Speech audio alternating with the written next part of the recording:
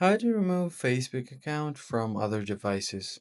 Hey everyone, in this tutorial I'll show you guys a quick and easy way to log out of other devices on your Facebook. Open up your Facebook application. Just make sure that you're logged into your account. So let me just head over to my profile and switch over to my main profile. Once you're logged in, all you have to do is tap on the three lines at the top right. And then from here you want to go to settings. Now tap on Account Center. And then from here, you can scroll down to password and security.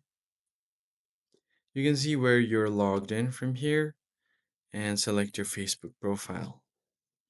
So it will show you all of the places that you're logged in. So you can select devices to log out. So select the devices that you want to log out from and then tap on log out. Once you've done that, you're going to have to confirm and you should be good to go. So that's pretty much it, guys. That's how you basically log out of other devices on your Facebook. If you found this tutorial helpful, be sure to like the video down below and subscribe to our channel and turn on the bell icon to get notified about our latest videos. I'll catch you guys on the next one.